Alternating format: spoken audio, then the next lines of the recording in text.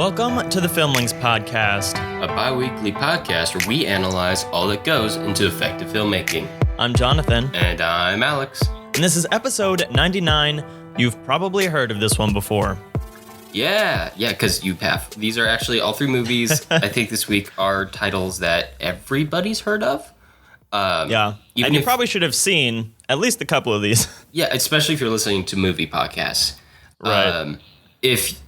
But even if you don't listen to movie podcasts, these are probably ones that you have heard of before.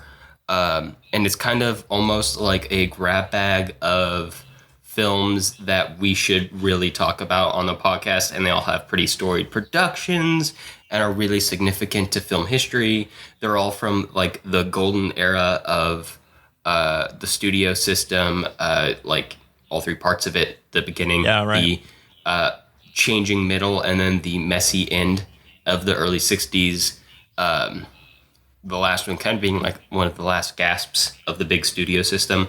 But this one should be full of interesting trivia, interesting facts. If you're into older movies, if you're into the classic Hollywood era, this is the episode for you, especially if you like classical romance.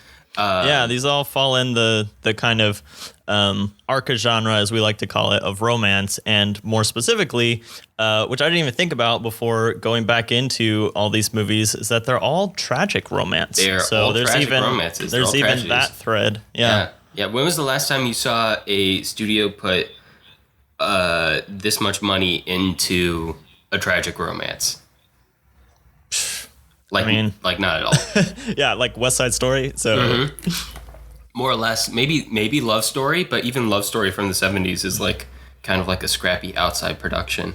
Although even one of our movies today is kind of an outside production. Anyway, we'll get into all of that. There's literally so much to talk about today that we're going to have to cut ourselves short at some point. But let's dive into it. The first movie we're going to talk about today is Gone with the Wind from 1939. Adapted from the 1936 novel by Margaret Mitchell of the same name. The rights to that novel were purchased like 6 months after it was published by David O. Selznick for like $50,000. Wow. This is still the highest grossing movie of all time when adjusted for inflation. About $3.4 billion. So suck on that, Avengers and DC Avatar. and Avatar. Avatar hasn't been the top grossing movie for almost 10 years now, and we still talk about it. It was directed by multiple people, which ironically, not the only movie to do that today. Victor Fleming and George Cukor. We've already talked about that a little bit on the Cukor episode. And we'll get into why later. It's produced by David O. Selznick, which is important. This is the golden age of the Hollywood producer. It won so many Oscars. Best Actress, Best Supporting Actress, the first ever Oscar for an African American. Ironic considering it's Gone with the Wind. Best Director, Best Writing, Best Cinematography, Color. Remember, it's really weird for color movies to come out.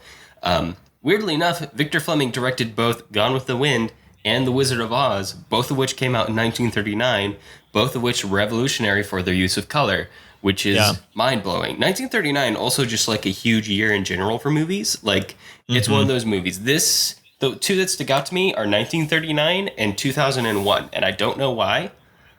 But both those years have just like a bevy of amazing movies that come out in them. This was also, it also won, sorry, I didn't even finish the list. Best Art Direction, Best Film Editing, Best Picture. It was nominated for Best Actor. Another Best Supporting Actress nomination, this one for Olivia de Havilland.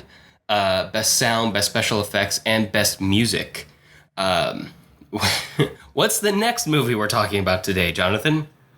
A little movie called Casablanca from 1942, based on an unproduced stage play called Everybody Comes to Rick's, but only kind of, in the fact that play is about a bunch of people who all gather at this cafe in Casablanca.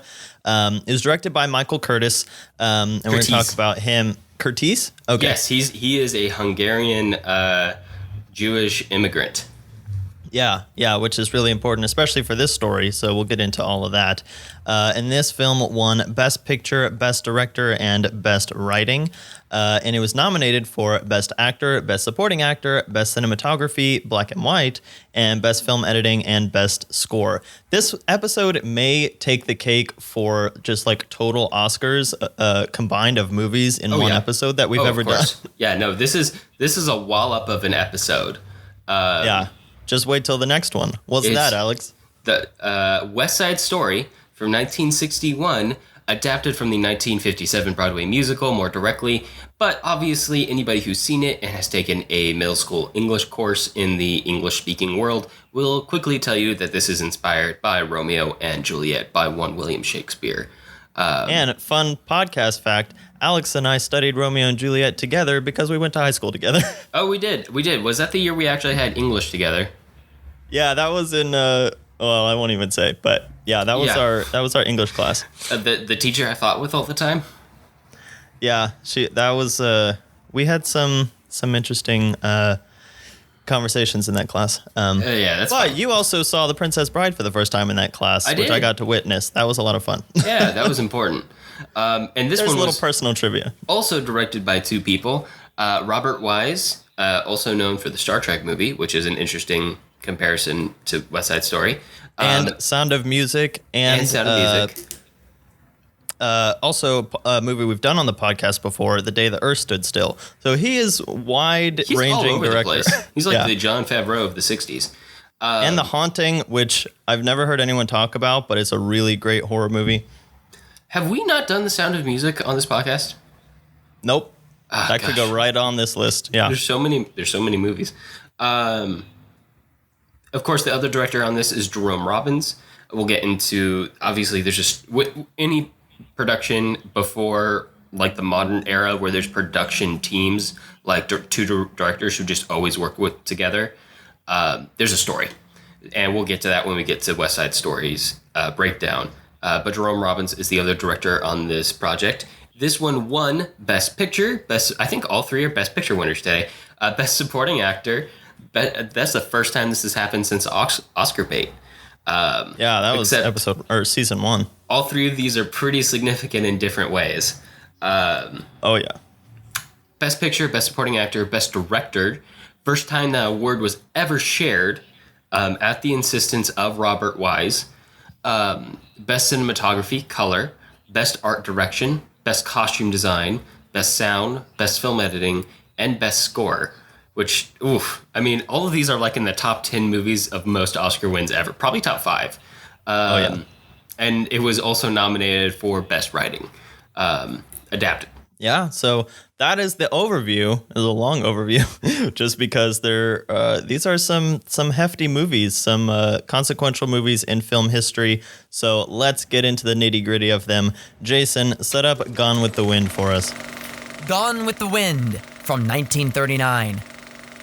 In the final days of the antebellum American South, young socialite Scarlett O'Hara is shocked by the announcement that the man she loves, Ashley, is now engaged to another woman. Saddened and with a penchant for scandal, Scarlett quickly makes waves within the social world of plantation owners, even meeting and flirting with the roguish Rhett Butler. But everything changes when the war begins. Quickly, Ashley is yanked away, leaving Scarlett in a loveless marriage to another man, and with an idealized version of Ashley dominating her mind. Through the hardships of the war, she continues to run into Rhett, and he soon falls in love with her, but the feeling is far from mutual. Eventually, the war ends, and Scarlett is left to try to rebuild what she can of her life, never giving up on Ashley, and all the while, Rhett Butler never giving up on her. All right, Jonathan, let's talk about Gone with the Wind. One of the longest movies we've ever done on the podcast, possibly longer than the David Lean movies at almost 4 hours long. It's like 3 hours and 40 minutes. But nothing will top Hamlet for a very long time. Hamlet is a different story altogether. Yeah. Anyway, this is one of the most storied productions in Hollywood history, almost from the time that David O. Selznick bought the rights in 1936 to the time the movie came out in 1939, the end of 1939. This movie was in the tabloids. It took 2 years to cast both the leads. Clark Gable, kind of against his will, although everybody else was like, "This is obvious. We want you to play. We want you to play Rhett Butler." He kind of had to be talked into it. The more storied casting, though, is Scarlett O'Hara, who is played by Vivien Leigh in the movie, an English actress, which is an interesting choice considering how quintessentially American this movie was considered at the time. Although Deep South America, the way it was connected, like the way they framed the South in this movie as being like, you know, cavaliers and nobles, kind of like a bastion of the old world in the new world, makes it almost kind of makes sense that they cast an English actress in that role. But anyway, it took a while to find Scarlett O'Hara. Every actress in Hollywood pretty much wanted to play the part, except for Bette Davis, who was the first choice by David O. Selznick and who promptly turned it down. Katharine Hepburn, even at one point, like, demanded to play the role. She was like, "I'm clearly Scarlett O'Hara. I think she could have been a good Scarlett O'Hara." But it wasn't the case. David O. Selznick literally told her, "I can't picture Rhett Butler chasing you for 2 years." Oh, ouch. Yeah, no, that was harsh. Yeah, this is producer power trip era in Hollywood. But there was even a national casting call at one point in which 1,400 unknown actresses from across America auditioned for the role. But eventually it ended up being Vivien Leigh who got the call and who filled the role. And this is an interesting movie. That one of the reasons the production is so interesting is because it was so publicized, and this is one of the more like advertised movies earlier on. Marketing campaigns for movies weren't really a thing when Hollywood started. Like they had to become a thing. Howard Hawks played a big part in that because he was, you know, kind of an independent producer in an era where there were no independent producers. Same thing with David O. Selznick, independent producer in an era where there were no independent producers, except for one or two very successful ones. So everything about this movie was highly, highly publicized, and the anticipation and the hype, as we call it nowadays, was super high during the production of this movie. So it's interesting because Selznick, we're talking about studio system films, but this isn't really a studio system film. It's a Selznick film. Which is both half in, half out of the studio system. And, of course, partway through, they changed directors. Yeah, actually pretty early from what I understand. I think that George Cukor was on for about 2 weeks, and he had some issues with Clark Gable. There's some kind of muckraking information out there that I found about why that might have been. Yeah. But ultimately, Clark Gable kind of got Cukor kicked off of the show, but Vivien Leigh and Olivia de Havilland. Olivia, that's right.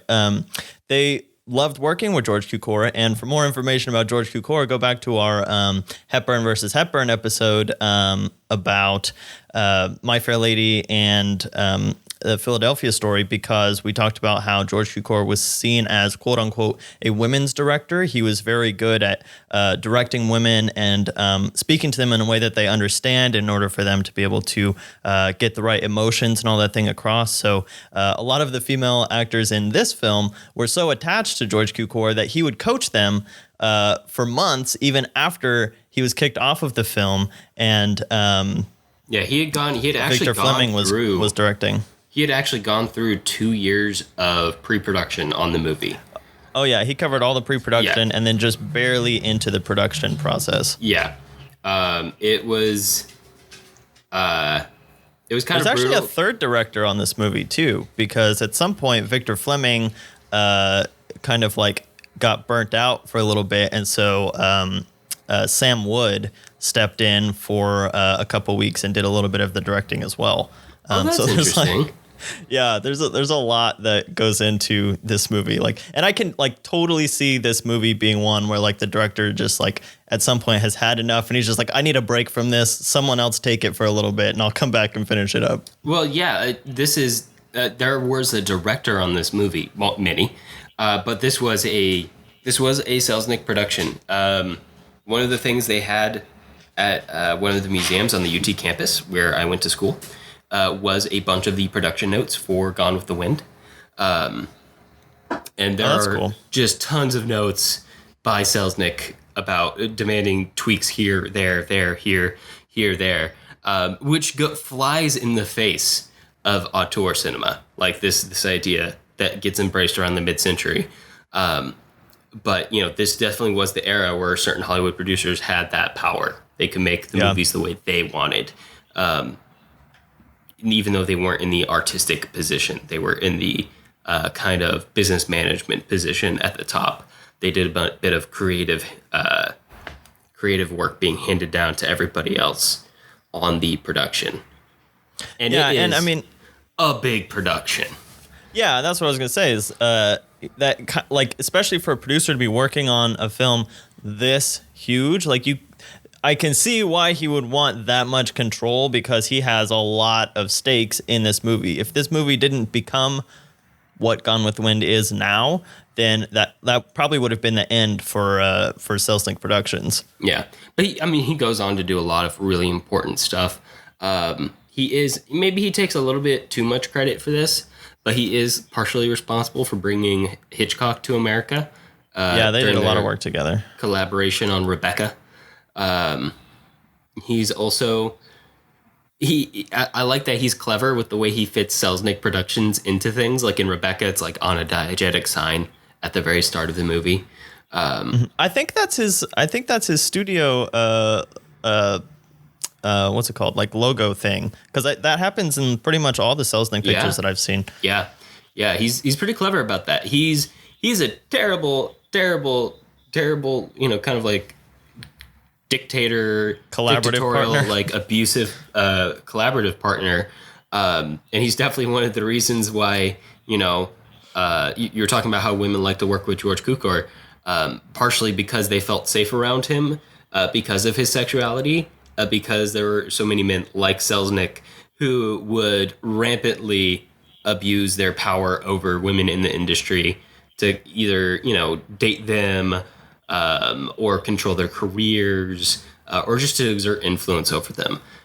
So we're seeing a lot. Essentially, the thing to take away from Selznick directly is that he just had so much power, which is kind of like an aberration in the studio system for that to exist outside of a studio. But it is quite interesting for the time, and to make one of the most profitable films of all time, arguably the most successful producer of all time. Yeah, right. But let's talk a little bit more about the movie itself and a little less about the production behind it, because we definitely covered that. What do you think about the use of color in this film, Jonathan? Well, this is definitely a Technicolor extravaganza. It was so vivid and vibrant, especially for a film like so early in the color process. But I mean, you think of this and, like you said, Wizard of Oz, which were both kind of like made to show off Technicolor.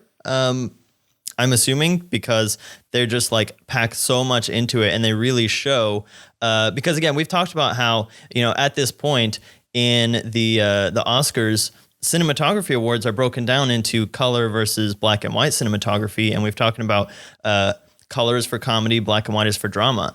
This is definitely a drama film, and it's kind of, an example of how color can be used in drama, and be used really effectively, in order to achieve those goals, and just showing like all the outdoor shots and the lavish indoor set decoration and all of that. It's really gorgeous. Oh yeah, no, it is absolutely gorgeous, and everything is done to the max, right? Like, yeah, absolutely. There's a million extras. There's these huge, landscapes and shots. These big sweeping sunsets with silhouettes against them, which is one of the signature like motif shots used and reused in the film. Obviously, everything's just done up big. The mansions are big. Like, it feels like they built. I tried to find out. I didn't find it this time, but it feels like they built that entire house. Oh yeah, I'm sure they did. both to shoot in.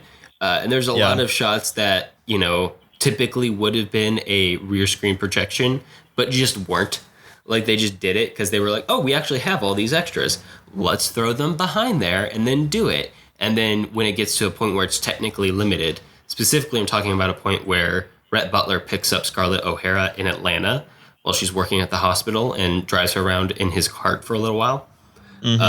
It starts off as, we have enough extras, we don't have to rear screen projection this, and then they want to get the good dialogue and the good stable two shot, so then they move to rear screen projection. Yeah. But if the mic technology had been there, they probably would have just done it for realsies. Oh yeah, absolutely.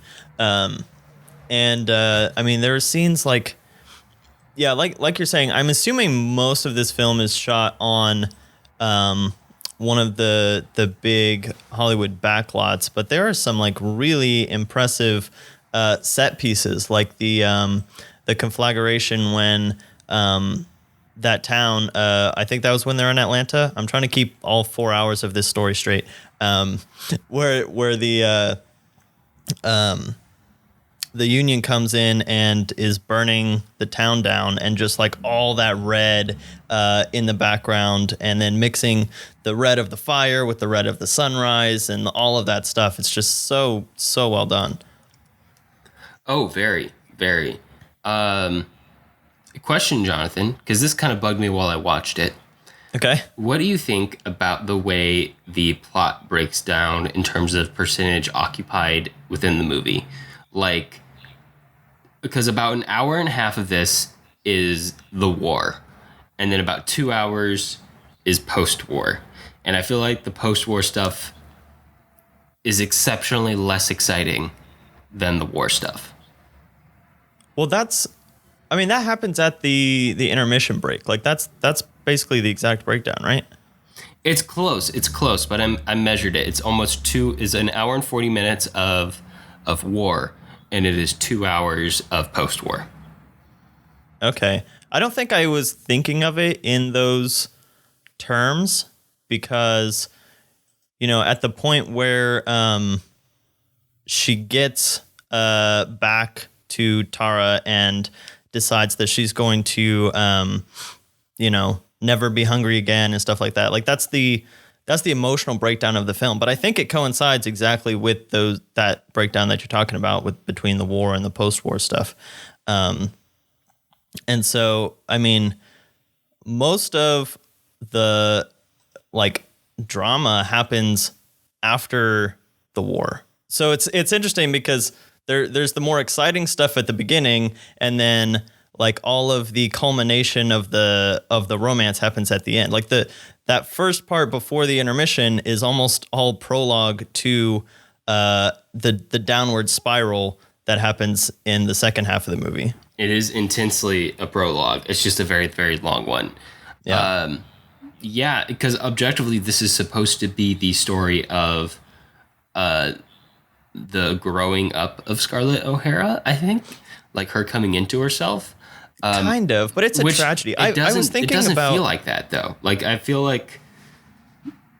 Because I kept reading, doesn't. That's the summary. And no, she never gets better. Yeah, so, okay. She just keeps getting worse. Yeah. So I had not seen this movie before, by the way. So Wait, this really? This is the first time I sat down and watched all 4 hours of this movie. So first of all, I'm trying to keep the story straight in my mind.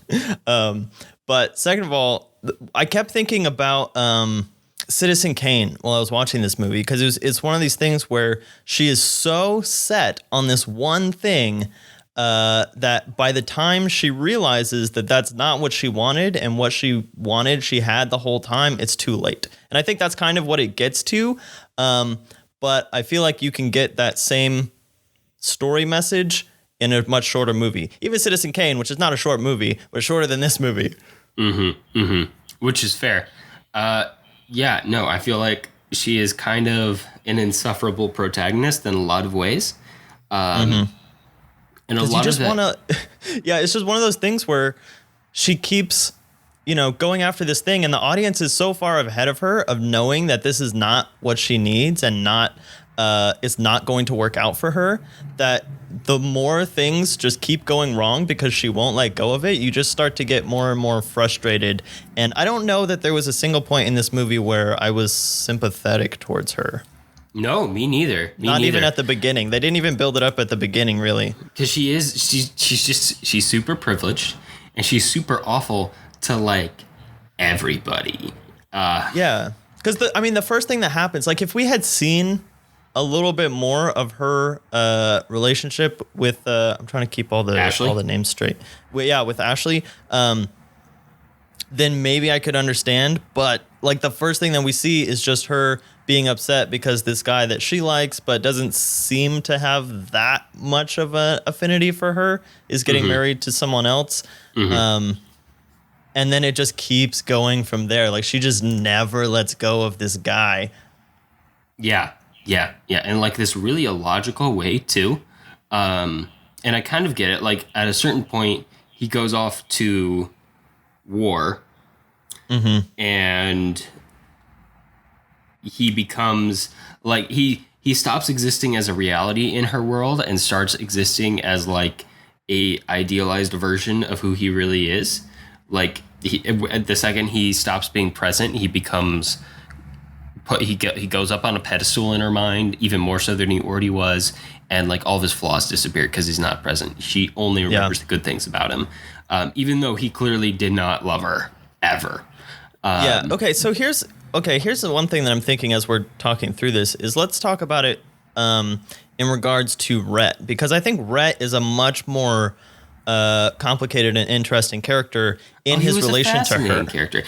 So if we take her as being this clearly flawed, irreparably kind of obsessed woman, the fact that Rhett falls in love with her is something that we've seen. Like someone falls in love with someone even though they know like this is dumb, like they're doing so many dumb things, but I just love them anyway. And then it almost starts to turn into like a Taming of the Shrew kind of thing, but it just doesn't work. Like they never connect at the end, and that's where the tragedy comes in. Almost more for Rhett even than Scarlett. Oh yeah, for sure. And just looking at it from like a filmmaker's perspective, Rhett is I would argue, a far more interesting character. Yeah. than Scarlett is, and part of it is that Scarlett just feels like uncooked. Like she's got one shtick in terms of being a character, and that is I'm not. That's why I don't think she's the protagonist. Yeah, like she's the focal point of the movie. But honestly, yeah, like Rhett's the one that changes. Rhett makes a much better protagonist, and you're right, he does actually change. And she like kind of changes at the end. She does like a 180 pivot all of a sudden, like in the last 10 minutes. But he's the one that's basically struggling with this. Like he knows that he got into this mess, and he's trying to salvage it all along the way, and it just doesn't work. Oh, not at all. Yeah. Okay. So let's talk about, because I feel like this goes into one of the reasons why Scarlett and a few of the other characters start off as so insufferable. And again, a lot of the other characters like mature over the course of the war, and as soon as they realize what reality is actually like and they stop living in their little fairy tale, like they change and become better. Like Olivia de Havilland's character becomes better. Ashley actually does become better over the course of the movie. He takes a while, but he gets there. Rhett becomes better over the course of the movie. Scarlett O'Hara just keeps her blinders on. Until the last like 10 minutes. Until the last 10 seconds. Yeah, really. And then they give you like a Hollywood ending where it should have ended sad, but it was like, this is 1939 in Hollywood. It can't end sad. So they gave her like a beam of hope. Yeah, there's actually a story. I mean, everyone knows the classic line, "Frankly, my dear, I don't give a damn." And that line was almost cut by the production code people because of the word "damn." And then I think like right before they were finishing the movie, they like revised the code to say "hell" or "damn" can't be used unless it has an integral part in the story or the time period or something like that. And so it like was able to stay in there. And now it's one of the most famous lines in film history. Yeah. Yeah, and I love that like out of context you don't realize how like edgy that line is. Oh yeah. Like to a modern person's ear, it doesn't seem that edgy, but it really, really is. Especially for 1939. But yeah, and to like end the movie on that, like it's not like a throwaway line. It's like it is the end of the movie. Mm-hmm. Yeah, that's the end of it. And that's kind of how the audience feels about Scarlett, I think, at the end. Yeah, seriously. And I think that's kind of what saves it is the fact that the movie knows that Scarlett is terrible and she has this tragic ending. It's not like things work out for her. Yeah, no, they don't. They really don't. And it's exactly what she has coming to her the entire movie. She loses everything. Let's talk about so there is an argument to be made that any movie set within the slavery era of the American South is inherently going to involve racism, right? Like that makes sense. But I would argue that this movie kind of like goes above and beyond to take a overly sympathetic viewpoint towards slavers, and towards the people with this, with that privilege of like having all of their society built off of slavery, and kind of skewing some of the reasons for the Civil War to be more about like honor than it is about like we would like to keep a slave and economy. a lot of Deep South not. stories are about Southern honor and that kind of thing. So that's not uncommon in this type of story. Oh, for sure. But this one definitely does go kind of above and beyond in like this kind of gross way that if it was done today it wouldn't. It would never ever happen. But even for 1939, feels a little over the top, right? Like some of the slaves like sticking around and after they've ostensibly been freed and being so sympathetic towards the people who owed them and who, by the sounds of some of the dialogue, aren't even paying them at this point because they have no money. Because then then they complain in that second half of the movie after the war, like, well, if we keep them, then we got to pay them. We can't afford to do that. Yeah, kind of or like all that. The part where the slaves have been pressed into fighting for the South, and the guy in charge of the slaves at the O'Hara's plantation is marching in a line and tells Scarlett that it's okay, we'll whip those Yankees. And I'm like, there's no way. I'm sorry, but no.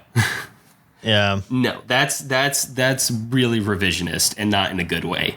But I would say that, if it was far enough back, if this movie was made far enough back, that would be understandable. Like if they had movie technology in 1880, I wouldn't be shocked if this was made. This is 1939. This is a long time after the Civil War. And there's almost no excuse for Hollywood to be doing this crap at this point in history. Now, it was kind of part of the publicity of this movie. It's very, openly sympathetic to the South, and there is a history of that in Hollywood. Look at like A Nation is Born, or Birth of a Nation. And, the premiere of this movie was held in Atlanta. So it did kind of go into the publicity and marketing campaign in the sick quote launch, although I don't think a launch in terms of marketing or, business was really a term in 1939. But it did kind of go into the business aspect of it. But even then, that's pretty shady. And it is, to somebody who lives in 2019, a bit aberrant to watch the racist undertones within the movie. I don't even know if I call them undertones. I might call them overtones. But it is, kind of something that is really notable about this movie. And we would be amiss to not have brought it up. Yeah. And I mean, there's been a lot of backlash from the African American community to the film, also to the book. Apparently, some of the descriptive passages in the book are quite problematic. So, not saying that this is a perfect movie by any means, especially in relation to some of those sensibilities. I think that nowadays we do have more of a kind of heightened awareness of that than they would have even in the 30s, but that still doesn't make it okay, like ever. Yeah. But it is one of the things that we're going to probably hit with all of these films is how does it hold up? And that's one of the things that, makes it difficult to kind of watch this as the hit that it was when it came out. But what other things go into, like, how do you think it holds up today, Alex? I thought it, if something along these lines came out today, I probably wouldn't watch it, or at least not for a while. Especially I at this length. Yeah, it's so long. Yeah. It's such. I think I said, like in my notes for this week that you can see if you subscribe to us on Patreon, that like if you watch Citizen Kane and read Ethan Frome, it will take you less time and you'll get the same story of the prideful downfall and also the weird like semi unfaithfulness within the marriage because of just being like we talked about when we talked about Lost in Translation, this kind of emotional adultery that she commit. Like that's the whole point of her character in this movie, is that she's never faithful to any of the three husbands that she has during the film. Mm-hmm. And not like physically or literally, but just in her own mind and spirit, basically. Yeah, she's constantly living within like a fantasy, and never like fully addresses reality, and that is detrimental to how her reality actually exists.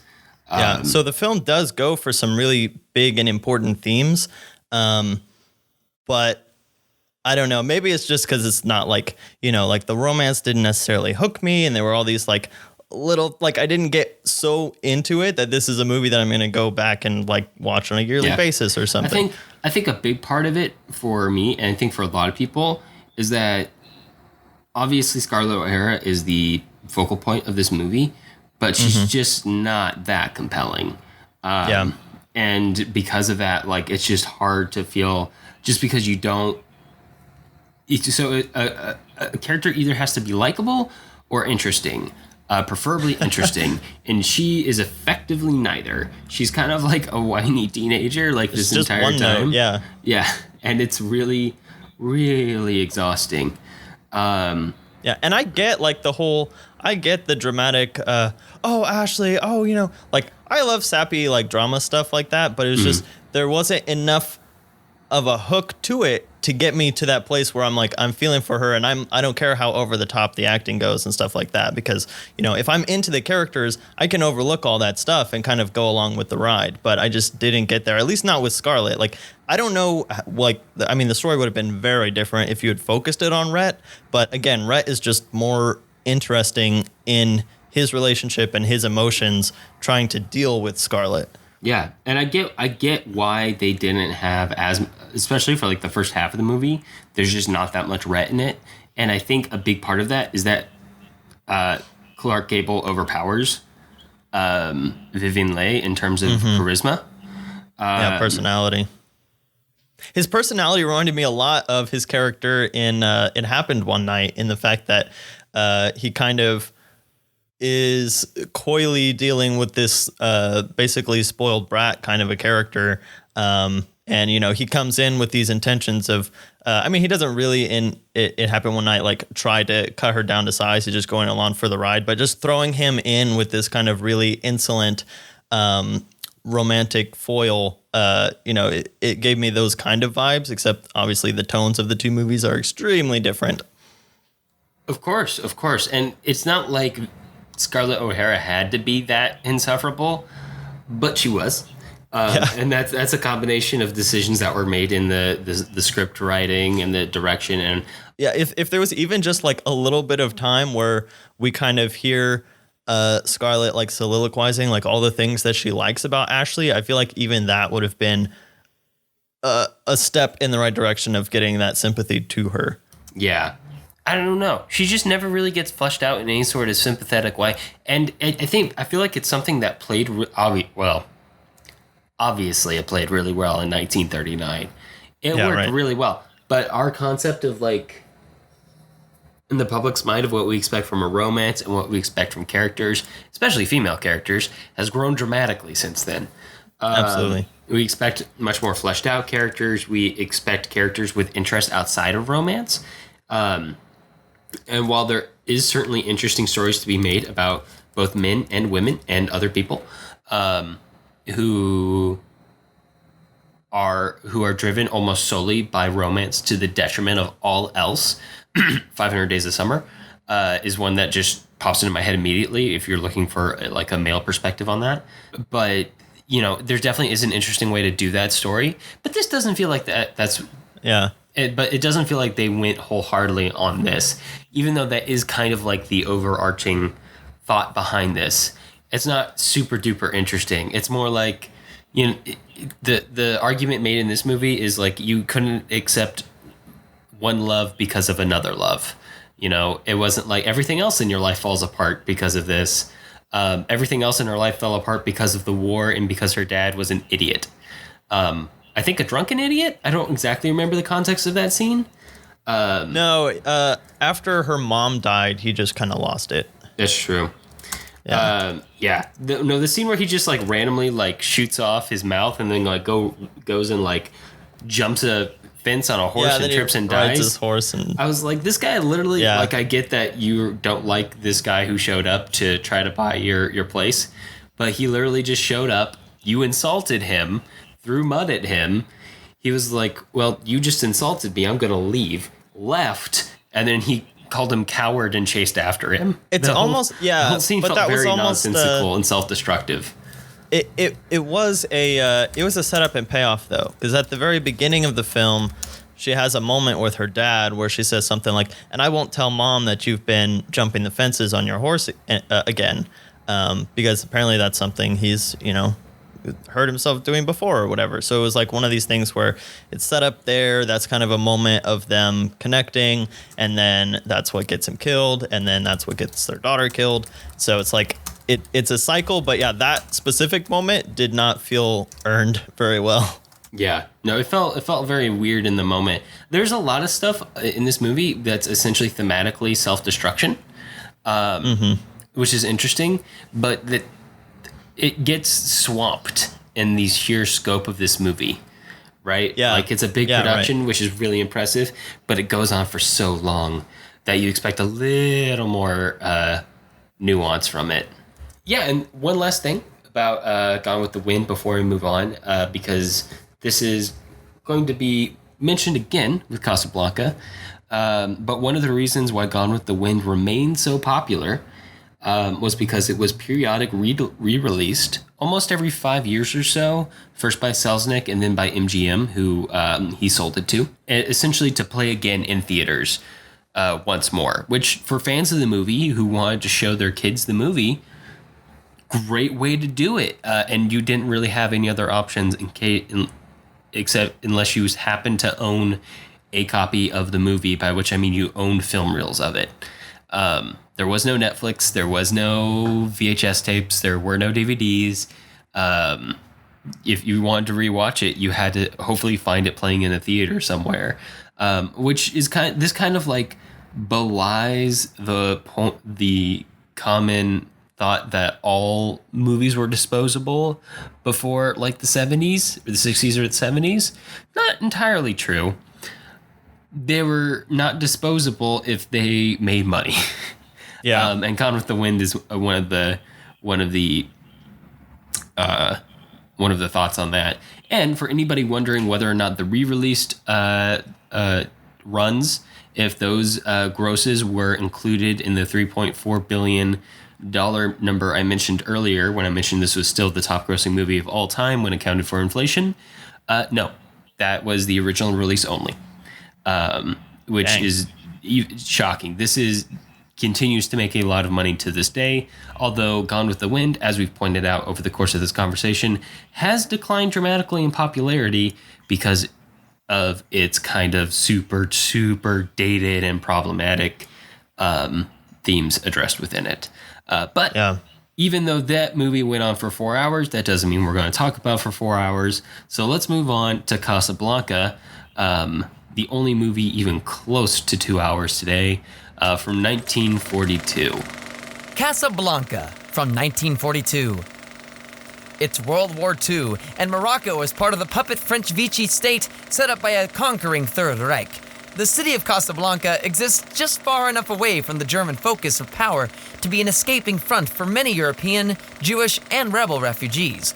Rick Blaine, an American with a deep hurt in his past, runs Rick's Café Américain, an upscale nightclub with drinks, gambling, and the excellent entertainer and friend Sam on the piano. Rick claims to be neutral, but admits to aiding Ethiopia in its war against fascist Italy, and fighting on the loyalist side in the Spanish Civil War.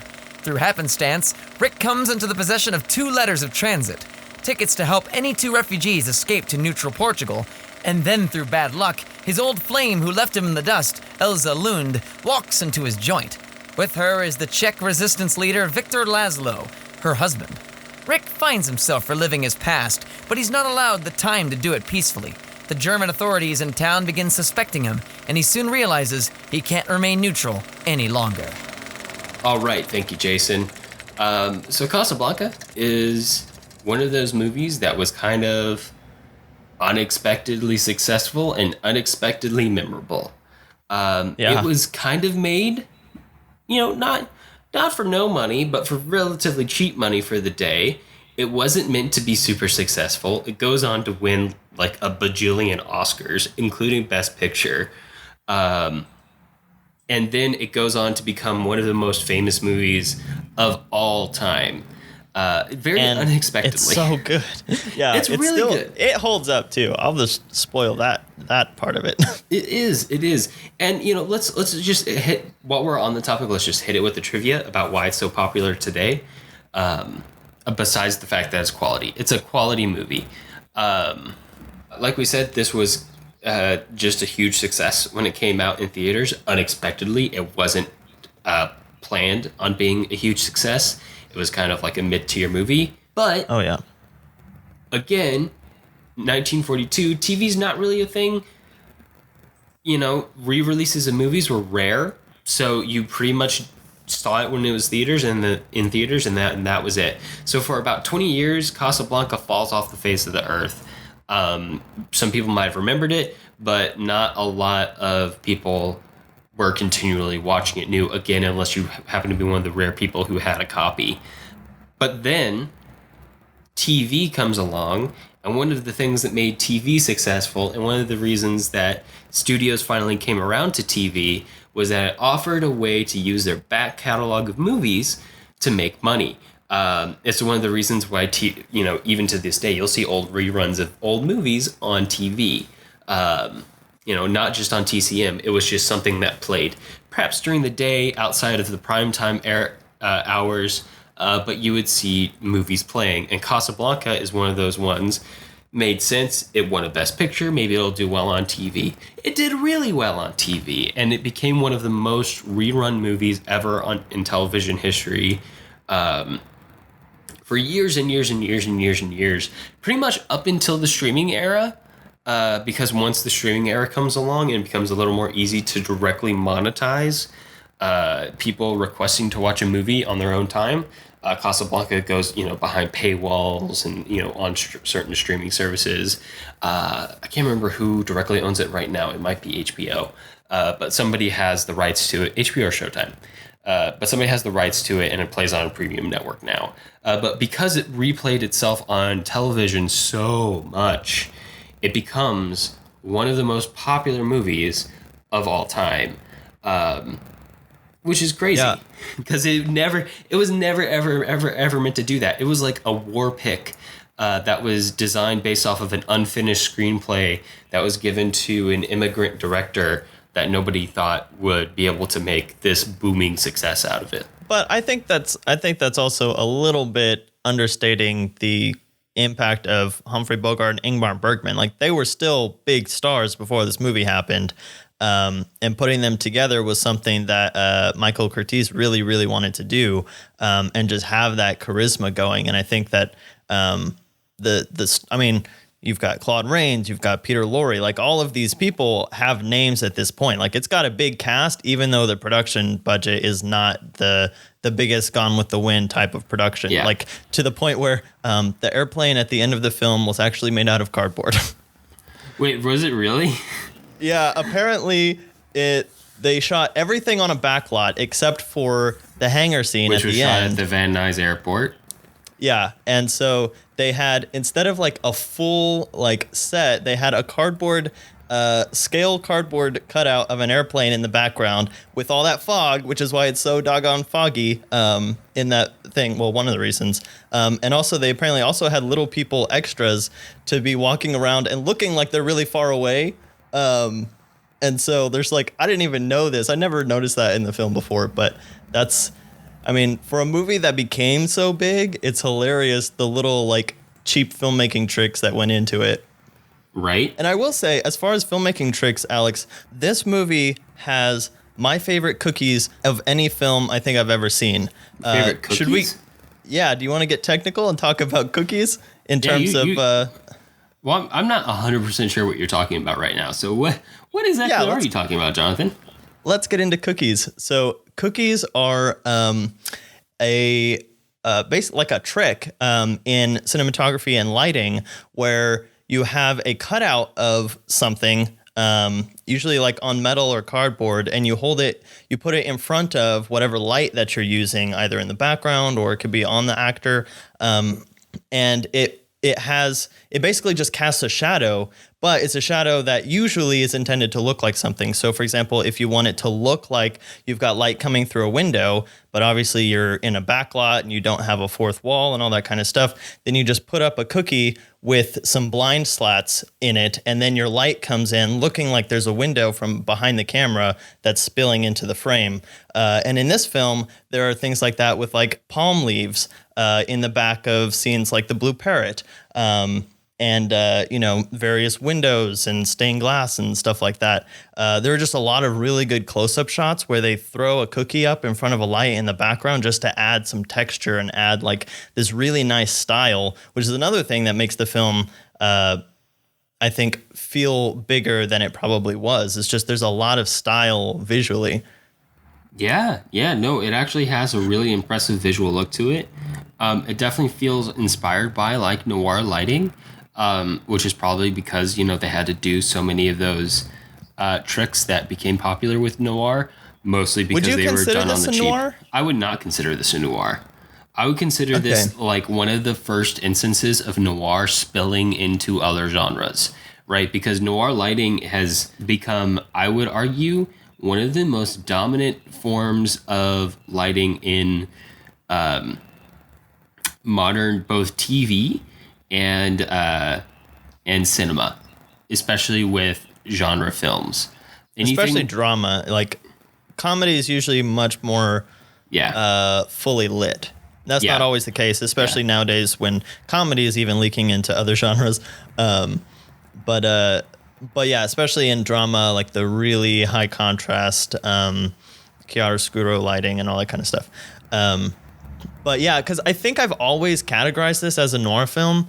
But now that I'm kind of thinking about it, it doesn't have most of the hallmarks that we generally talk about when we reference noir films, which is interesting because it has elements of crime, it has elements of romance and betrayal and stuff like that, but none of those are really the point. Like the romance is the point.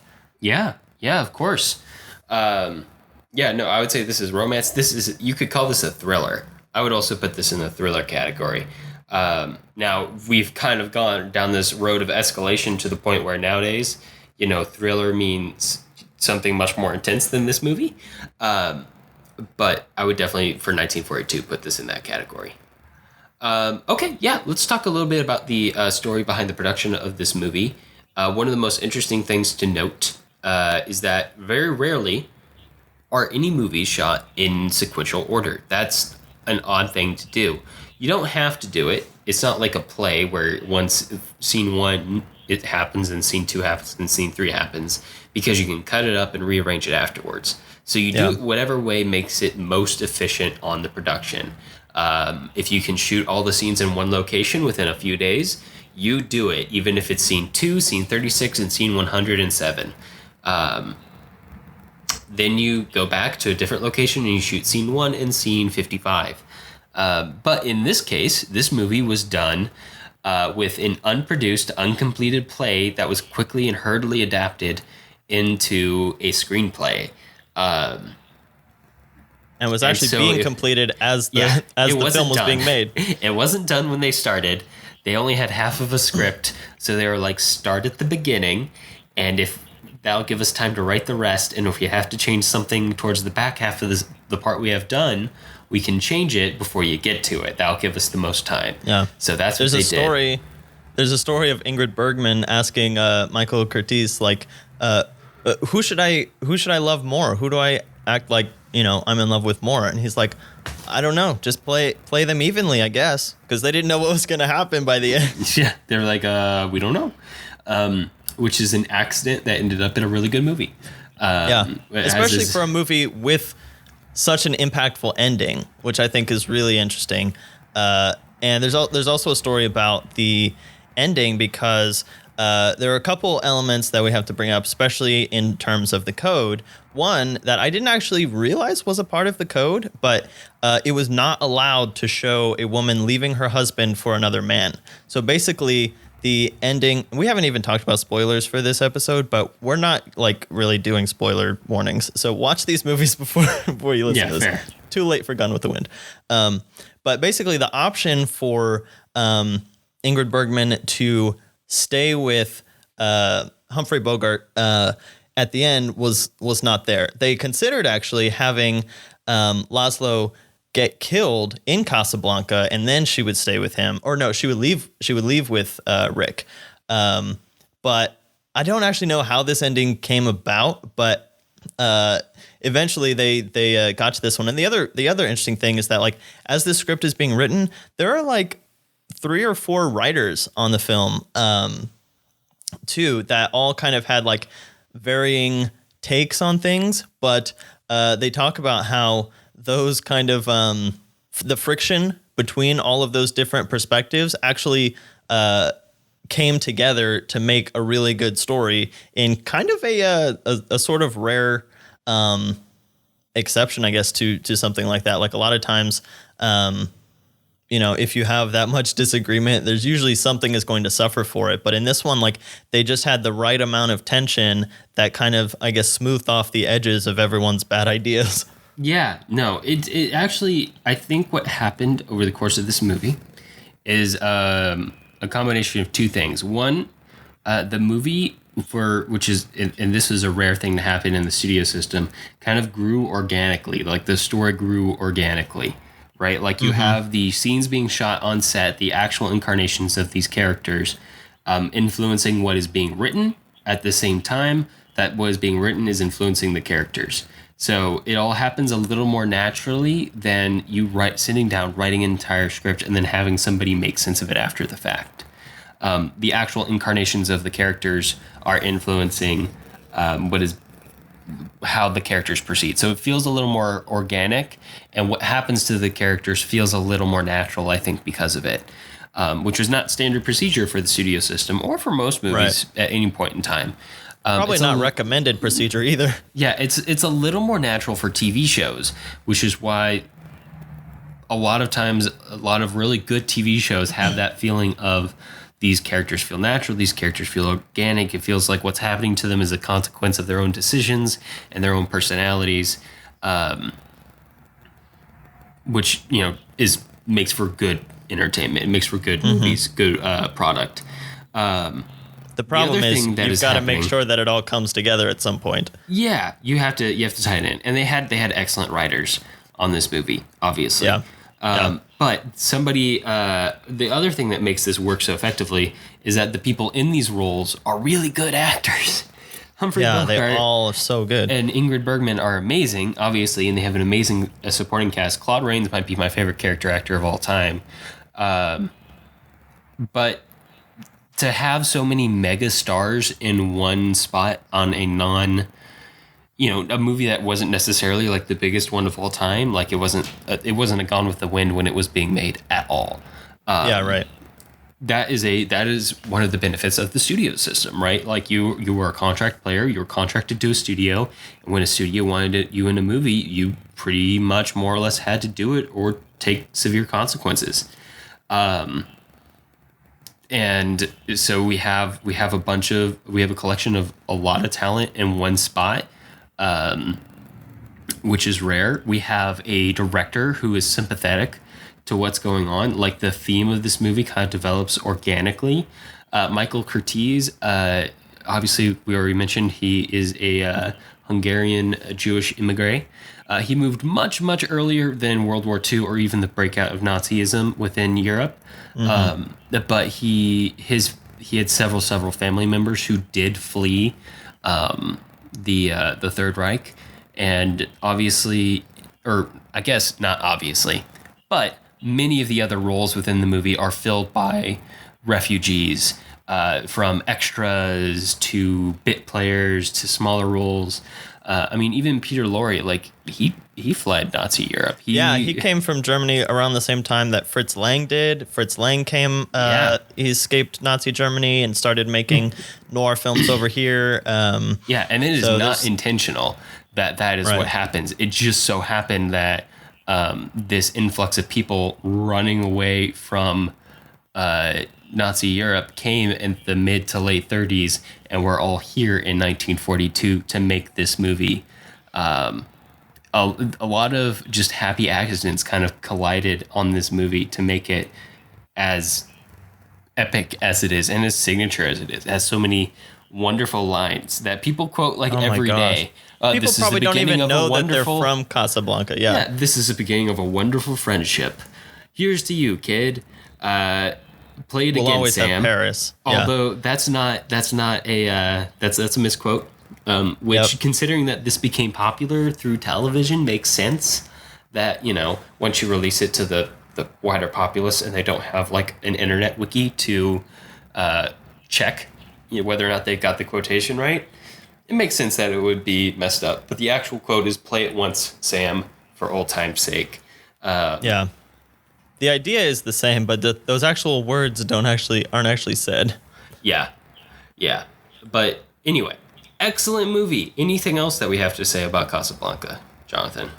The last thing that I do want to say about the movie is the fact that it comes out 3 years before the war ends. And I always think that that's interesting. Like these films in this really small period of time between the time that World War II starts and the time that it ends. I'm thinking specifically right now about The Great Dictator because of the reference to concentration camps. The fact that they mentioned that Laszlo had been in a concentration camp, and he's got like that scar on his face and stuff. But the fact is we didn't know how bad the concentration camps were at this point. And so it kind of feels like the references to concentration camps are like a little too trivial, more trivial than they should be, before we actually like understood the extent of what was happening in them and in Nazi Germany. So that's just one of those things that, again, talking about like the way that it holds up. It's not anything that makes or breaks the film. And it's like there are a couple of references to the concentration camps, but it's one of those things that I'm always thinking like, yeah, he wouldn't have got off that easy, I don't think. No. There's definitely a lot of information that was either unknown or like not well known at the time. Yeah, at least not by people who were still in the U.S. and not like soldiers. Mm-hmm. So that's one interesting thing that I always think about with this movie. But shall we move on to our last film for the day, West Side Story? Yes, let's. Jason, take it away. West Side Story from 1961. On the streets of New York, two small-time gangs vie for control of a neighborhood. The Jets are made of Caucasian American-born boys, although most of their parents or grandparents were immigrants. They fear newcomers taking their turf. The Sharks are made up of Puerto Rican immigrants, upset at the restricted opportunities here in America. They're eager to take something of the American dream for themselves. But two of the group's members aren't so interested in fighting, despite the rising tensions between the two gangs threatening to snap. Tony, who co-founded the Jets before quitting gang life, is eager for something bigger than the world he's so used to. Maria, a young Puerto Rican, is ready to fall in love and feel something powerful. The two of them lock eyes across a community party one night, and the tale of the star-crossed lovers doomed due to circumstance begins. All right, so West Side Story. We haven't done... When is the last time we did a musical? Have we done a musical recently? I can't remember. Let me check. Oh, actually, we did. We did Little Shop of Horrors. Yeah, I think that was the last musical. Yeah, it was probably the last musical. So yeah, this we have a musical directed by Robert Wise, who, as we've already mentioned, is kind of a jack of all trades when it comes to... No, we did Anastasia like last week. Oh yeah, I guess that counts. It is literally a musical. It is a musical. And so, yeah, we also mentioned that the film was kind of co-directed by Jeremy Robbins. Jeremy Robbins had directed and choreographed the stage play. Version. Yeah. And he may have written it too. I'm not sure. But basically, the studio did not want Jeremy Robbins to direct the film version because he had no experience directing film, and they thought that it needed someone who obviously was a seasoned director in order to get the visuals to come across with the cameras and all the technical aspects that go into filmmaking that are obviously quite different from stage. So Robert Wise is pulled on, and then Robert Wise is like, okay, well, how am I going to make this the best that it can be? I need to have the guy who created this thing and originated it on the stage. So he convinced the studio to let Jeremy Robbins be a co-director with him. And so Jeremy Robbins would basically take a lot of the dancing and choreography elements and direct those, and Robert Wise would do a lot more of the technical and acting elements. And then I think at some point near the end of the film, they were starting to have some issues. So Robert Wise ended up taking on the final elements of the production on his own. But as you said at the beginning, he insisted that the Oscar for Best Director be given jointly to both of them, which I think is a really, really cool move. Yeah, no, he is a super cool dude. To insist that it goes on him. I mean, obviously, like, he was Jerome Robbins was, the guy who initially made it a success on Broadway, and I'm sure he helped out in some capacity. Like even after he was kicked off of the movie for essentially being too expensive to have to pay a second director's salary, his choreographers stayed on to help choreograph and direct the dance numbers. And I'm sorry, there's no way this guy wasn't involved in it, at least a little bit, if his entire team was working on this movie, but he technically wasn't the director.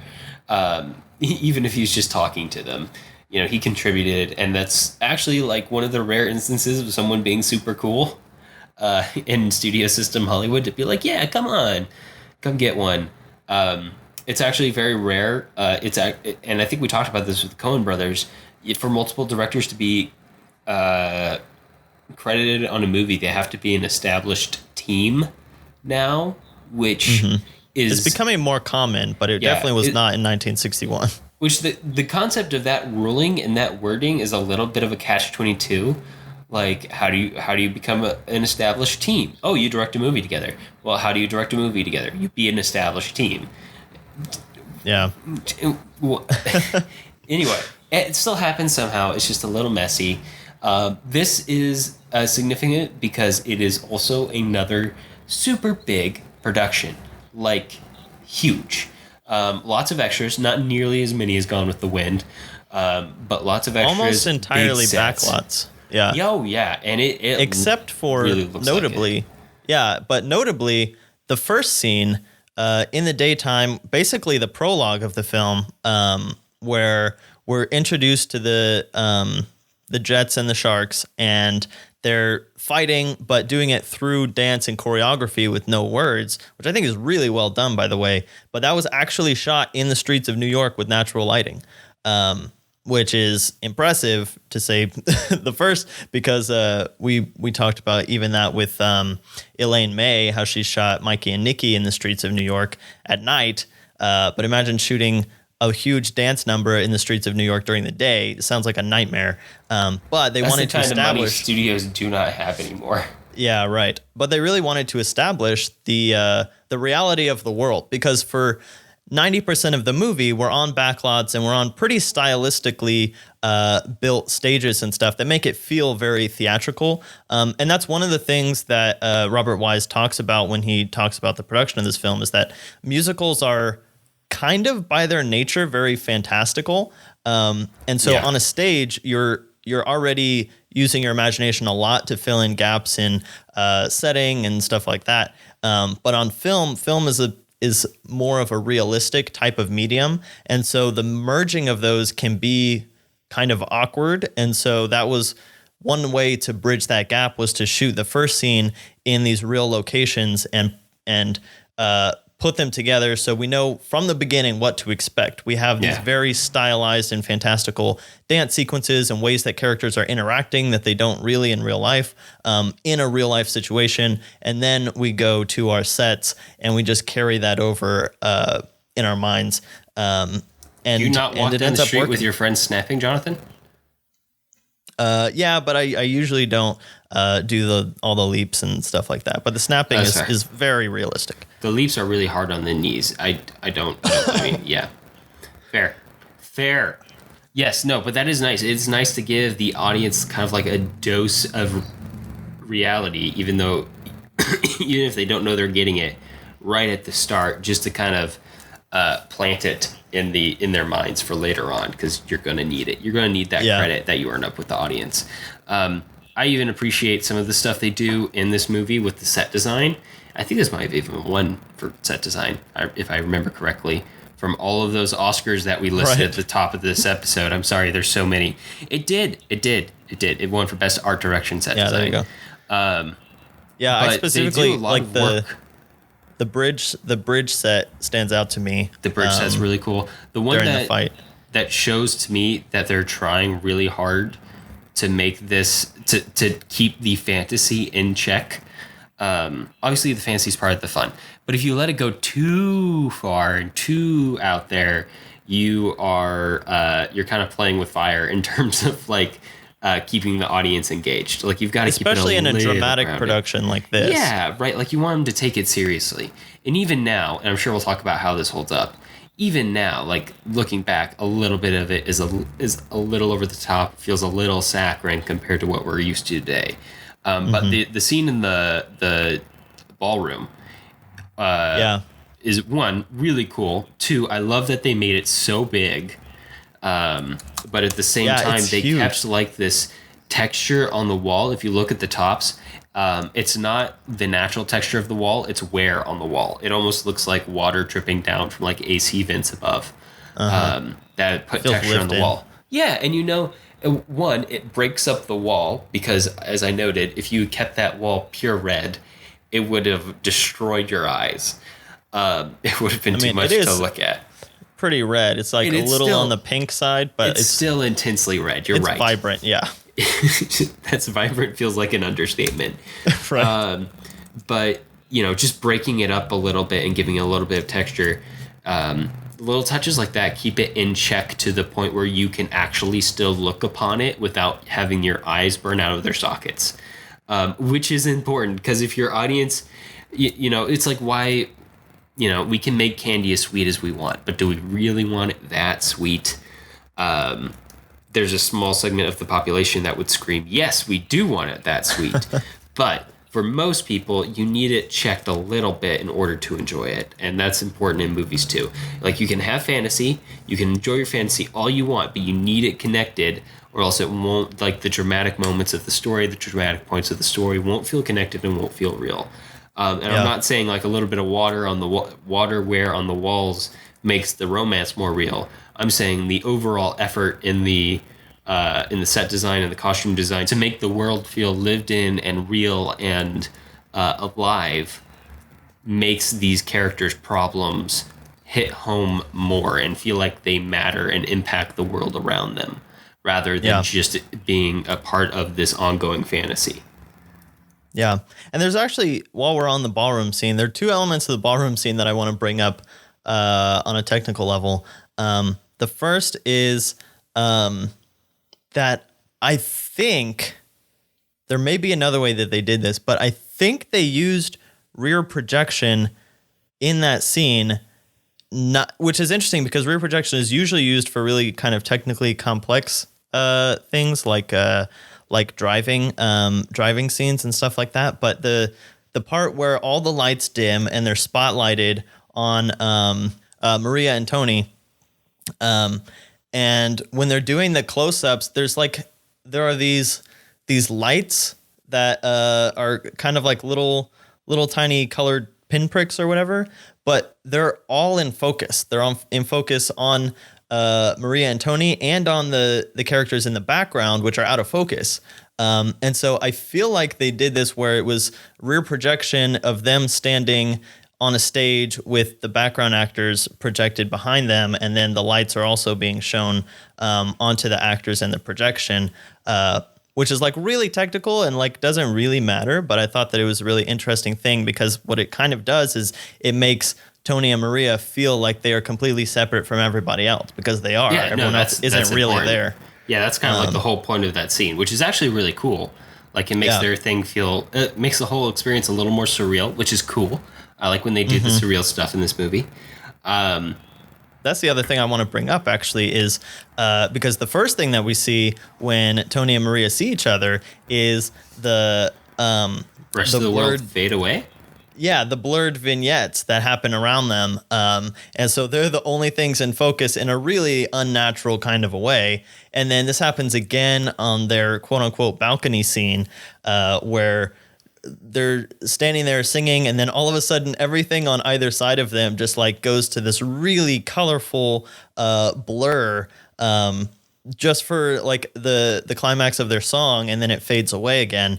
And the thing that I think is really interesting is the fact that these really kind of stylized and unnatural editing techniques are being used by Robert Wise, who, if we remember, is the same editor of Citizen Kane, which has some crazy editing techniques in it. And that was like from way early on in his career. So this is something that Robert Wise is one of his trademarks almost, is these really kind of out there editing techniques. Like I still think about the that parrot squawk transition from Citizen Kane that's just like comes out of nowhere, but it's so memorable. Man, who doesn't think about the parrot squawk? I think I have nightmares about the parrot squawk. I mean, he's kind of one of those figures who is kind of everywhere throughout early Hollywood history, but it isn't widely talked about or known. But he does contribute in a really interesting, wide way to the development of Hollywood throughout the like height of its classical era through the end of its classical era, which is quite interesting. Yeah. So speaking of Tony and Maria, Alex, how do you think that the romance of this movie / story holds up? Because those are kind of two different questions. I think the romance holds up because of it actually kind of relates to the way the world is built.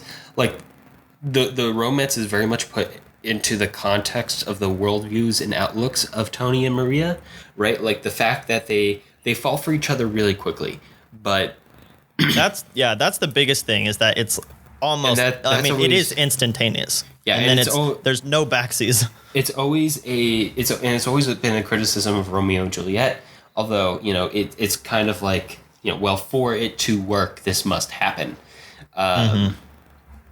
Even though it might feel a little more ridiculous. But given both of their outlooks, and they work to do it both through their connections to their respective gangs, how they're connected to them. They both have songs about wanting something more, wanting something different, wanting something out there, not being happy or contented. Maria doesn't want anything to do with her gang or her community's gang, and Tony's clearly left his gang. He wants something else. He wants to be on the straight and narrow. It almost makes sense. They're set up so well in the first act to fall for each other immediately that they do fall for each other immediately. It makes sense that they just like see each other like, oh, yep, that's it. That's what I've been looking for. There it is. And go for each other, almost in a way that that Romeo and Juliet aren't set up in the first part of the classical play, which is kind of interesting and nice. Now, the things they do over the course of the movie are so dumb that it made me not want to root for them, but also it kind of made sense that they would do the things they did. My biggest complaint was always this time around that I noticed was when Maria was like, "You must go to the fight." He's like, "Why do I need to go?" Because they can't fight. It's like, why? They're just going to punch each other. No, but I don't even want them punching each other. And then he goes and makes it 10 times worse. Yeah, I don't think that bothered me too much because it was mostly about her wanting there to be peace and hoping that he could find a way to reconcile them in a way that they've been reconciled.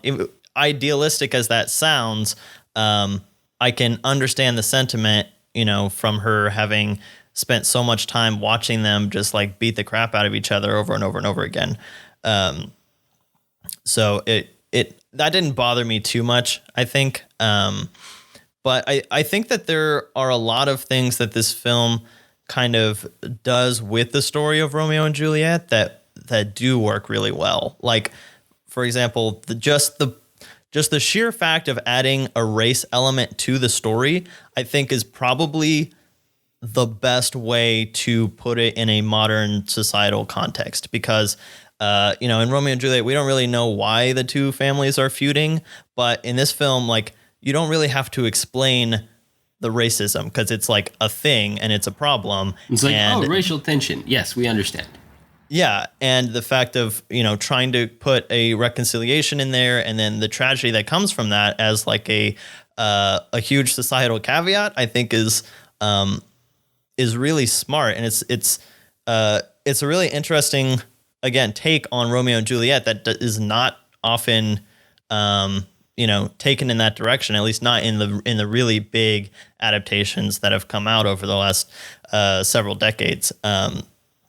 So I thought that worked really well. And then the other thing is the fact that, and one of the things that I kept thinking of during this movie is how many times Romeo and Juliet has been redone for successive generations. So you think of between this and Grease and then even High School Musical in much more recent memory. And the fact that this film takes it to its full tragic conclusion and deals with all of these things, like the emotions of losing someone, like the leader of your pack or your clan or gang or whatever, and then all of those emotions being bottled up to the point where they come out again in this really tragic conclusion, I think is actually like really, it's still relevant and it's almost increasingly relevant in today's world, in a way that I think is really interesting. Like the song, I don't know what the song is called, but the Cool Boy song, where they're cool boy, and they keep like, the song is really slow, but throughout the song they keep going pop, pop, pop, and they like hold up finger guns, and it's kind of like just that one song is showing how bottling up these emotions always leads to an explosion, which is exactly what happens at the end of this movie. One, I love that number. The Cool Boy number is actually one of my favorites in this movie. It's really good. The favorite. Two, I think we should release a Filmlings ringtone package of Jonathan going pop, pop, pop. Do it. Somebody take that audio. I'll let you sell it. I don't even care. So yeah, I think that this film, the way that it does this adaptation of this classic story that's been told hundreds of times in different variations, I think it like earns its right to have its own voice. Like, it doesn't feel like a useless Romeo and Juliet adaptation, Yeah, no, it doesn't feel useless. It feels interesting. It feels like a recontextualized one that kind of explains what's going on a little bit better. Do you want to? I didn't look up like all the races of the different actors. It's definitely is. And this one, so I feel like 90% of the time we're talking about race. We're talking about older movies. I know. But it's just the 20th century. It's both when we were realizing that we had problems with race, and we're starting to discuss it, and we still had those problems. I mean, it's not like we don't still have problems, but we're starting to address them as a society, and figure out what's going on. It's just that messy period in time. Yeah. So between Natalie Wood's Russian parents and oh yeah, Natalie Wood is super Russian. So obviously, what we're talking about more directly is that Natalie Wood is cast as a Puerto Rican. Yeah. When she is not Puerto Rican, in fact, she is what you would call Caucasian in America, which is kind of like something that we only use as a term in America. I don't really know why that is, but it is. And more of the point of the Puerto Ricans in this movie, what they talk about is that they're immigrants, not that they're not white, that they're immigrants. And in fact, the song is like, it's okay as long as you're born here. But if you move here, you have it less. True, yeah. And what they talk about, actually, one of the things that one of the cops starts to tease all of the boys in the Jets about when they're in their soda shop hangout is that all of their parents are immigrants. All of them are immigrants. Even if they're only removed by like one or two generations, they're all immigrants. And what the movie's kind of like driving you to is that why are all of you fighting? You've all moved here. Either yourself or your parents or your grandparents have moved here. You've all elected to come here. Why are you fighting? There is no point to any of this. So while it would have been nice for Natalie Wood to not have been, whitewashed cast, the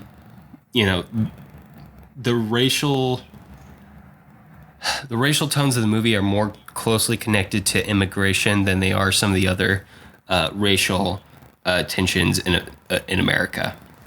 Yeah. And Natalie Wood is still pretty good. There are one or two moments where she does like a Latina accent, and I cringe a little bit, but a little bit of that is like the stylization of the period. Fun fact, all of her songs were redubbed by Marnie Nixon, who is the same singer who dubbed all of Audrey Hepburn's songs from My Fair Lady. Were they really dubbed? They were dubbed, yeah. They said that she would sing on set, but in the end she wasn't quite good enough, so they were all of her lines were redubbed. Wow, that's actually crazy. Yeah. Also, I didn't realize Saul Bass did the credits. Yeah. It's definitely a much more simplified version. Yeah, it's of like Saul Bass just credits. the graffiti. Yeah, but it is still a very much a Saul Bass credit Saul Bass style. is awesome. Yeah. No, he's one of Jonathan's favorites, which is why we mention him every chance we get. Yeah, if you don't remember, he's done a lot of the title sequences for the Alfred Hitchcock films and Charade, which is almost an Alfred Hitchcock film, and stuff like that. Just very kind of geometric and abstract type title sequences, which is totally my jam. Yeah. Anything else to mention about West Side Story before we move to the brief overall notes for today? I don't think so. Let's do it. All right, so on to overall notes. All right, Jonathan, what do you think? Do you think romances of this size and scale can be produced outside the studio system? I'm sure. I would not say that they can't, because all it takes is for one person to somehow get the chance to make one, and it to be good, and then all of a sudden, or not even to be good, but to be profitable, and then all of a sudden we're going to get like an influx of them. It hasn't happened in a while. I think it's possible that it could happen. Like, oh crud, who's the guy who did La La Land? Because I feel like that kind of falls in this. Yeah, Damien Chazelle. I feel like I was going to say that La La Land's probably the closest thing to one of these movies, but even it has a kind of like production scale much smaller than any of these. But I think that there's also the thing where production scales don't have to be this big anymore necessarily. Oh yeah, none of them are. None of them are this big. Even like Avengers, like or the superhero movies, which are the closest in terms of scale and size, aren't this big anymore. And it's specifically because you can paint in half of the production with a computer. Yeah.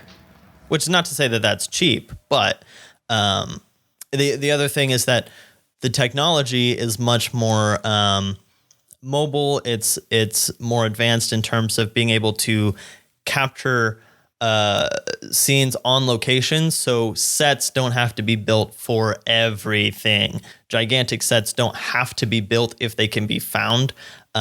So I think that, it's possible for this to happen, maybe not at the same production scale, but it doesn't necessarily have to be the same production scale. I just think it takes, somebody given the chance and the drive to make a story like this and for enough people to connect with it. And then we could see a rise of this type of filmmaking again. I feel like Damien Chazelle is his sensibilities seem right in line with that. But that's not to say that someone else might not show up that can come up with something like this. I think that this type of story of romantic tragedy is never going to go away. And so it just depends on like where those stories are going to be told. And I feel like right now those stories are being told in much more intimate kinds of ways and kinds of movies where you really get inside people's heads rather than putting it's more of a classical type of storytelling to create a really intimate story put against a really grand epic backdrop and setting. So I don't know when that may come back. But I think it is interesting that all these movies that we picked that are so big and are focused on the romance are all tragedies. What do you think is it about this type of movie that makes that attracts people to romantic tragedy rather than a romance in itself or like a romantic comedy or something? Well, these are the stories that stick with us over long periods of time, right? When you watch a comedy, you remember the jokes. When you watch a tragedy, you remember the message. And you remember a message, you remember the story, right? Like a comedy, you might have, even some of the best comedies out there of all time, you might have a harder time connecting the story, the dots together to remember the whole story.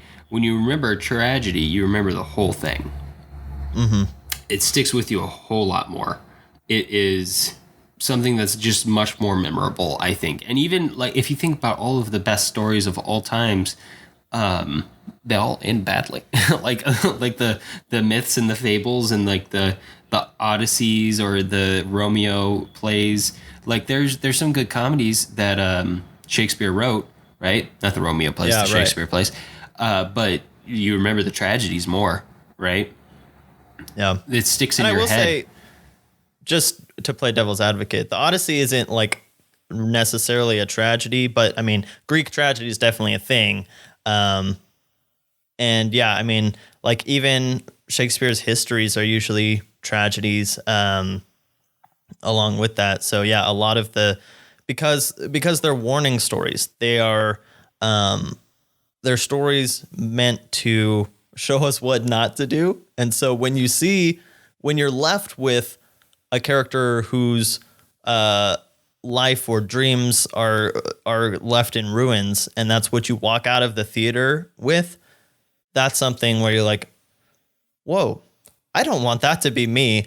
What are the things that happened that led to that point? Because if the story was written effectively, it was built on, observation of life and things that end in these types of tragedies. And so we learn from them by seeing what not to do. And I feel like that's sometimes a lot easier to pick up on the message than to just say these are the things that you should do to have a happy life.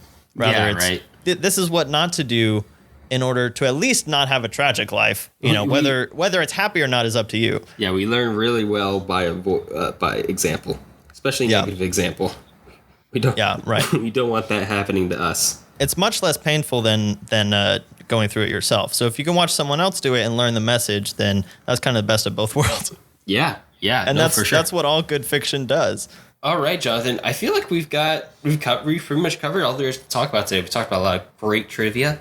We've talked about a lot of interesting stories, both of the productions and the things they produced as well. Absolutely.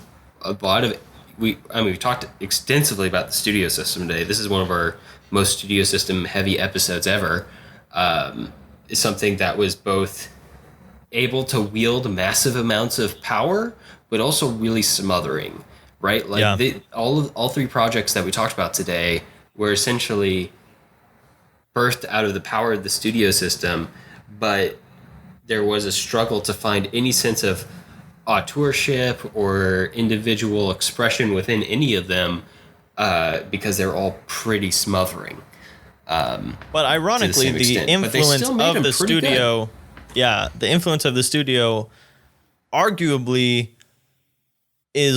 are the things that contributed to the success of the program. So it's like this really weird two-edged sword kind of deal that we don't even have to deal with anymore, and we'll go on throughout history, kind of going back and forth about whether these films could have been made in the same way without the studio system or without the production code, or if they would have been as effective. Obviously, effective films would have been made, but a lot of effective films were made because of the studio system and under the studio system. Oh, yeah. Yeah. It's one of the reasons why we actually have many of the best movies ever made. Absolutely. But yes, that is pretty much it for today in terms of what we talked about today. But we are not done yet. Next time on the podcast, we have our 100th episode and the finale of season 3, in which we cover what might possibly be our last Christmas episode, specifically about Christmas, because there's only so many times you can talk about Christmas movies. So we're skewing it a little bit. And next time on the podcast, we are going to be talking about Not Quite Christmas, in which we talk about a series of movies that are kind of about Christmas or set at Christmas time, but not really about Christmas directly, but use so we're doing Christmas Die to Hard, their right, advantage. Alex? Oh, we've already done Die Hard, Jonathan. So what other 3 movies are we going to do? This is also going to be probably a discussion of 80s film in general, because we're talking about Gremlins from 1984, Lethal Weapon from 1987, and Big from 1988.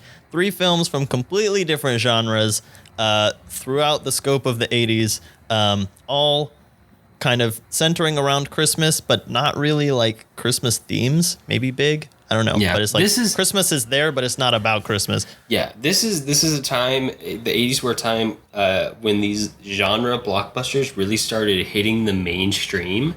Blockbusters became a thing towards the end of the 70s. Genre blockbusters became a thing, and then genre enters the mainstream, and then genre doesn't just enter, it collides with the mainstream. So now everything is a family movie, but with a twist, or a Christmas movie, but with a twist. So we're going to be talking about that as well as, I don't know, maybe discussing some Filmlings trivia or giving some hot takes throughout the podcast. I don't know. We'll figure it out. But it'll be the 100th episode, and it should be fun. Jonathan, what is up with the Patreon? If you'd like to support us, we have a Patreon account and a Ko-fi account. And if you subscribe on Patreon for $5, you can get our Patreon podcast. Our last topic was Fritz Lang, and we talked about some lost films and kind of talked about the very beginnings of film history and film preservation and that kind of stuff. And then our latest Patreon commentary track at the $10 level is The Asphalt Jungle, and there will be a new one of those coming soon whenever I get around to recording a new one. So that's all we got. All right. Well, that's about all the time we have for this episode. If you have movie suggestions for us or just want to reach out, I can be found on Twitter at JSSatchel. And I'm at Alex Garinger. And I'm at the Blue Jay 1994. And to find links to things that we talked about today, you can view them on the blog at thefilmlings.com. If you like the show, let us know. Leave us a review on iTunes so other people know what we're all about. We definitely appreciate it. Talk to you next time. All right, see ya.